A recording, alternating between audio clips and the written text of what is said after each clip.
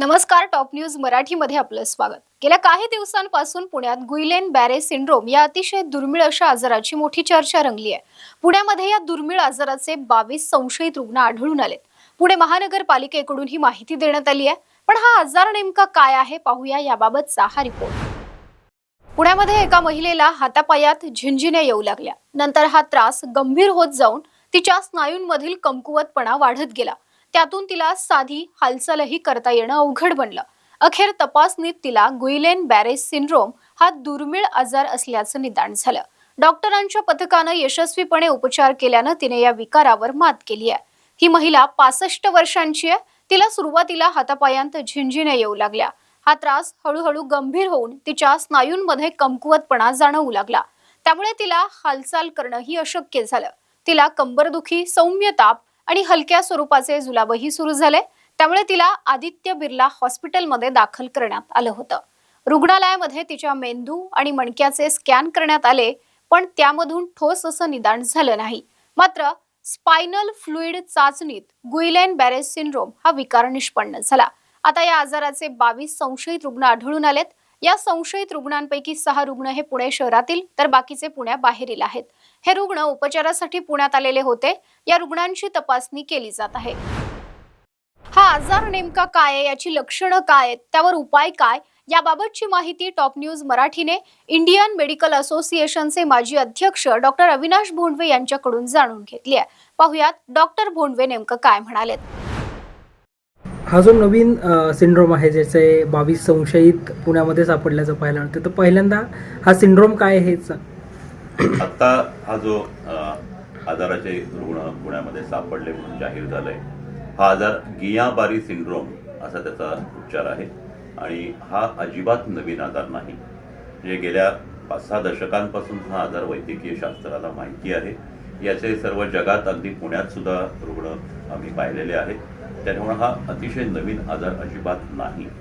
दुसरी महत्त्वाची गोष्ट म्हणजे हा आजार हा ऑटो इम्युन पद्धतीचा आजार आहे. म्हणजे आपली जी प्रतिकार प्रणाली असते ही त्याच्यामध्ये काही बिघाड झाला किंवा त्याच्यामध्ये काही बदल घडून आपल्या शरीरातल्या इतर संस्थांच्या कामांना किंवा इतर अवयवांना ते इजा करतात आणि त्या प्रकारचे हे ऑटो इम्युन आजार असतात. याच्यामध्ये ऑटो इम्युन कावीळ असू शकते, ऑटो इम्युन अस्थमा, संधिवात, हे सुद्धा सगळे ऑटो इम्युन पद्धतीचे आजार आहेत. हे आजार संसर्गजन्य नसतात. म्हणजे एकापासून दुसऱ्याला हे होत नाही. त्याच्यामुळे याच्यामध्ये घाबरण्याचं काही कारण नाही. हा जो आजार आहे, ह्या आजारामध्ये हा मज्जासंस्थेचा आजार आहे आणि यामध्ये मज्जासंस्थेतले जे काही इतर आपल्या शरीरातल्या अवयवामध्ये त्यांचं जे काम असतं ते काम कमी होऊन जातं. म्हणजे एक प्रकारचा पॅरालिसिस किंवा लकवा मारायला सुरुवात होते.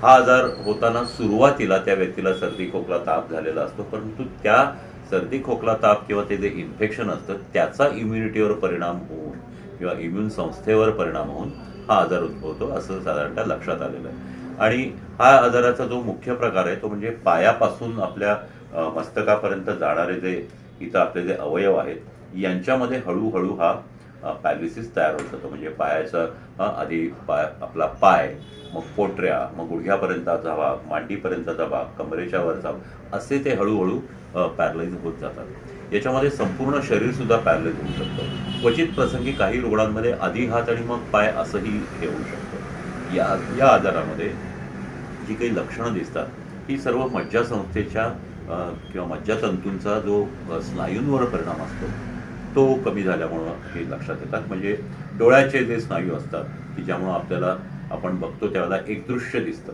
तर अशा व्यक्तीला एकाचे 2 गोष्टी दिसायला लागतात. त्याला गिळताना त्रास होऊ शकतो, अन्न गिळताना त्याला त्रास होऊ शकतो, कारण हे अन्न पुढं सरकत नाही.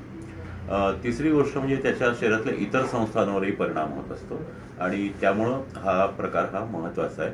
सर्वात महत्त्वाची गोष्ट म्हणजे आपली जी श्वसन संस्था आहे, आपण जो श्वास घेतो, हा श्वासाचे जे स्नायू आहेत आपल्या भरगड्यांचे किंवा शरीरातले जे इतर स्नायू आहेत जे श्वसन घेण्याला मदत करतात, तेही पॅरालाइज झाल्यामुळे या व्यक्तीचा श्वास बंद पडून त्यात तो मृत्युमुखी पडण्याची शक्यता असते. हा आजार जर वेळेवरच त्याच्यावर उपचार झाले नाहीत तर तो त्याच्यामध्ये अशा प्रकारचे गंभीर गोष्टी घडू शकतात. परंतु सुरुवातीपासूनच जर काळजी घेतली, या व्यक्तीला आपल्याला ॲडमिट करायला लागतं. त्याच्यामध्ये उपचार करताना सपोर्टिव्ह किंवा मदत करणाऱ्याच गोष्टी कराव्या लागतात. म्हणजे त्याला समजा गिळता येत नसेल तर त्याला अन्नाची नलिका टाकणं किंवा श्वसन घ्यायला त्रास होत असेल तर ऑक्सिजन लावणं, व्हेंटिलेटर लावणं, अशा प्रकारच्या गोष्टी कराव्या लागतात. आणि काही प्रकारची औषधंही याच्यामध्ये वापरली जातात. साधारणतः प्लाझ्मा एक्सचेंज किंवा इम्युनोग्लोबिनची थेरपी या पद्धतीची केली जाते. क्वचित प्रसंगी स्टिरॉइड्स किंवा तशा पद्धतीची औषधंही यामध्ये वापरली जातात. आत्तापर्यंत याच्यामध्ये 50% जास्ती रुग्ण हे साधारणतः 1.5 महिना ते 6 महिन्यात पूर्ण बरे होतात. क्वचित प्रसंगी काही रुग्णांना थोडा जास्ती वेळ लागतो, परंतु याच्यामध्ये मृत्युमुखी पडणाऱ्या रुग्णांचं जर ते वेळेवर त्यांना उपचार मिळाले तर खूप अत्यल्प असतं. त्याच्यामुळे ह्या आजाराला घाबरण्याचं काही कारण नाही. अचानक आत्ता या काळात, आत्ता जे गेल्या काही दिवसांमध्ये हे रुग्ण सापडले, हे कदाचित हा योगायोगाची घटना असेल किंवा वैद्यकीय शास्त्रामध्ये ज्या नवीन नवीन तपासण्या आलेल्या आहेत किंवा नवीन नवीन ज्या टेस्ट आलेले आहेत त्याच्यामधून ह्या गोष्टी जास्तीत जास्त लवकर लक्षात येऊ लागलेल्या आहेत आणि हेच याचं कारण असण्याची शक्यता आहे. त्याच्यामध्ये घाबरण्याचं काही कारण नाही. हा आजार दुर्मिळ असला तरी धोकादायक नाहीये. गुइलेन बॅरे सिंड्रोम हा एक न्यूरोलॉजिकल डिसऑर्डर आहे, जो 1 लाखांमध्ये एका व्यक्तीला आढळतो. वेगळ्या पद्धतीच्या वॅक्सिन घेतल्या असतील किंवा H1N1च्या वॅक्सिन घेतल्या असतील तर काही प्रमाणात हा दुर्मिळ आजार लोकांना होऊ शकतो. त्यामुळे पुणेकरांनी घाबरून जाण्याची आवश्यकता नाही.